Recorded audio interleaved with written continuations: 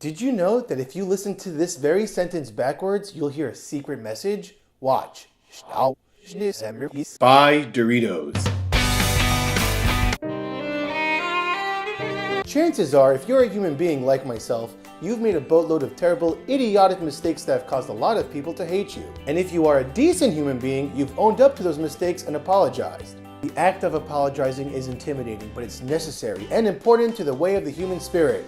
Today on the Shortcuts to Life, I'm going to show you how to do it the right way.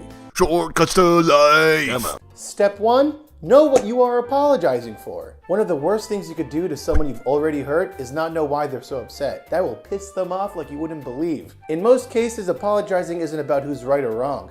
It's about respecting the relationship more than the ego. Sorry, I'm really hungry. Before you actually apologize, re-examine the situation. Write down what happened and what went wrong. Then, write down the actual apology that you want to say. That way you'll be ready. Dear Michael, I'm sorry I ate all of your Eggos.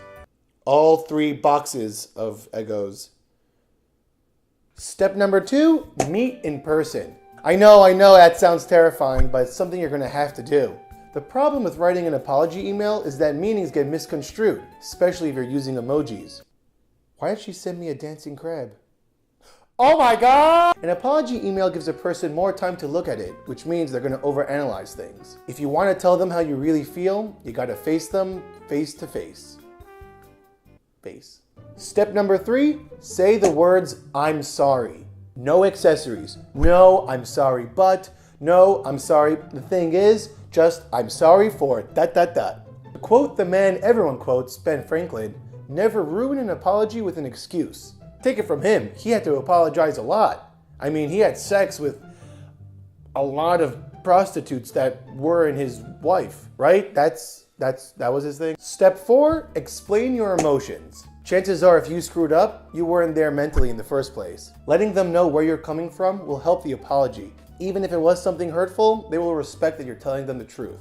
Take my situation for example. Nobody in their right, sane, sober mind would eat 3 boxes of their roommate's Eggos. But I did. In the end, the truth will always set you free. So stick to it. And step number 5, don't rush the makeup. Just because you apologize doesn't mean everything's going to be back to normal. Human emotions are a lot like a fresh Eggo right out of the toaster oven.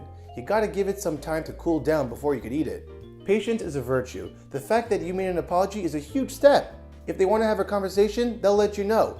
And if they do, listen to them, for Christ's sakes, listen. Well, those are some helpful hints on how to apologize. If you have some interesting apology stories, let me know. Leave a comment below or tweet at me at Yoni Lotan. Well, Who ate all of my Eggos? I had 3 boxes of Eggos! Well, looks like I have some work to do. I'll see you guys next week. Woo! Well, that's the end of Repent Week. I hope your soul is clean from all those sins you've made this past year and ready for the new batch. If you guys want to subscribe, you know what to do. Click on the button above me. And if you guys want to see some old episodes, click on these 2 little me's right here. Well, I'll see you guys next week.